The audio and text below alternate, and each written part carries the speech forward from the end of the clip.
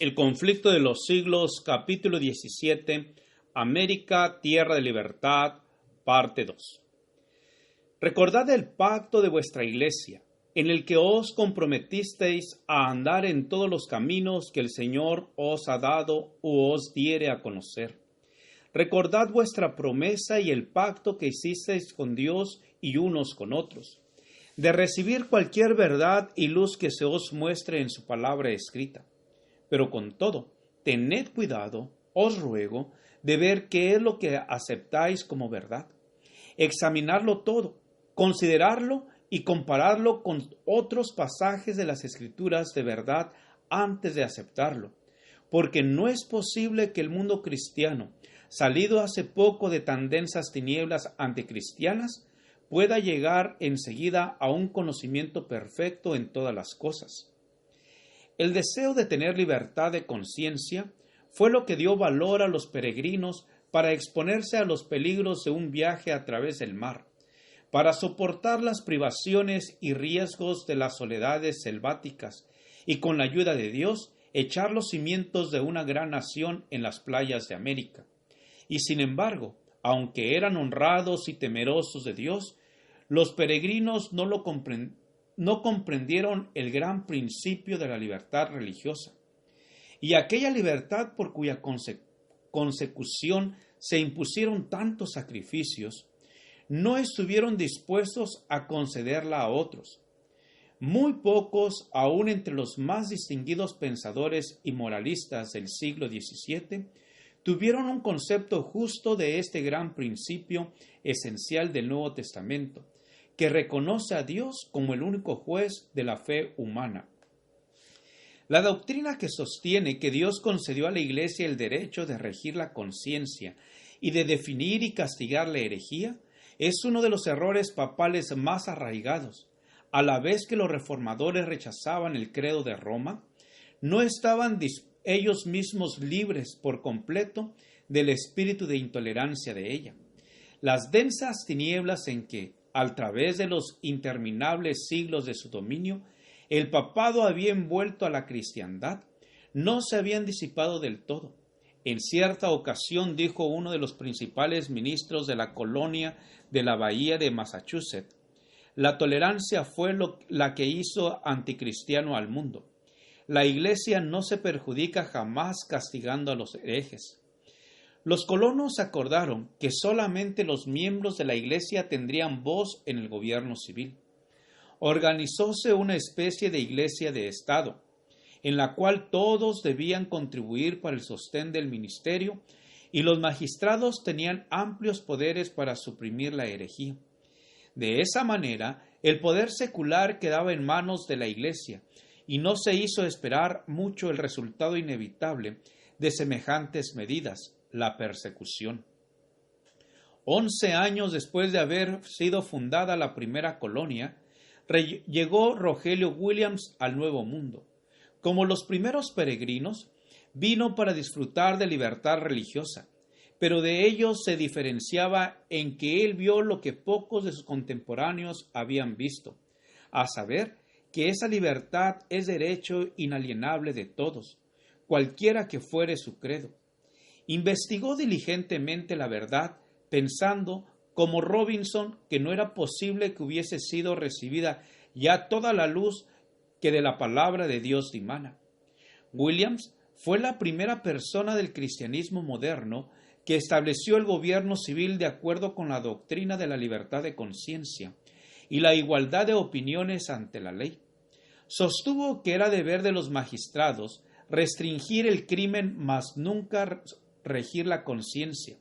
Decía: el público o los magistrados pueden fallar en lo que atañe a lo que los hombres se deben unos a otros, pero cuando tratan de señalar a los hombres las obligaciones para con Dios, obran fuera de su lugar y no puede haber seguridad alguna, pues resulta claro que si el magistrado tiene tal facultad, bien puede decretar hoy una opinión y mañana otra contraria, tal como lo hicieron en Inglaterra varios reyes y reinas, y en la Iglesia romana los papas y los concilios, a tal extremo que la religión se ha convertido en una completa confusión.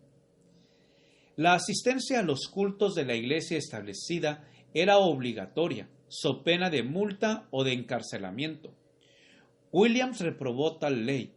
La peor cláusula del código inglés era aquella en la que se obligaba a todos a asistir a la iglesia parroquial. Consideraba él que obligar a hombres de diferentes credos a unirse entre sí era una flagrante violación de los derechos naturales del hombre. Forzar a concurrir a los cultos públicos a los irreligiosos e indiferentes era tan solo exigirles que fueran hipócritas. Ninguno, decía él, debe ser obligado a practicar ni a sostener un culto contra su consentimiento. ¿Cómo?, replicaban sus antagonistas espantados de los principios expresados por Williams. ¿No es el obrero digno de su salario? Sí, respondía él, cuando ese salario se lo dan los que quieren ocuparle. Rogelio Williams era respetado y querido como un ministro fiel, como hombre de raras dotes, de intachable integridad y sincera benevolencia. Sin embargo, su actitud resuelta al negar que los magistrados civiles tuviesen autoridad sobre la Iglesia y al exigir libertad religiosa no podía ser tolerada. Se creía que la aplicación de semejante nueva doctrina alteraría el fundamento del Estado y el gobierno del país. Le sentenciaron a ser desterrado de las colonias y finalmente, para evitar que le arrestasen, se vio en la necesidad de huir en medio de los rigores de un crudo invierno y se refugió en las selvas vírgenes. Durante 14 semanas, cuenta él, anduve vagando en medio de la inclemencia del invierno, careciendo en absoluto de pan y de cama. Pero los cuervos me alimentaron en el desierto, y el hueco de un árbol le servía frecuentemente de albergue.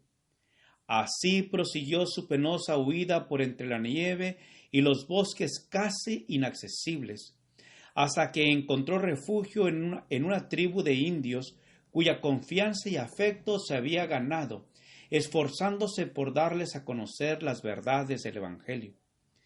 Después de varios meses de vida errante, llegó al fin a orillas de la bahía de Narragansett, donde echó los cimientos del primer estado de los tiempos modernos que reconoció en el pleno sentido de las palabras los derechos de la libertad religiosa.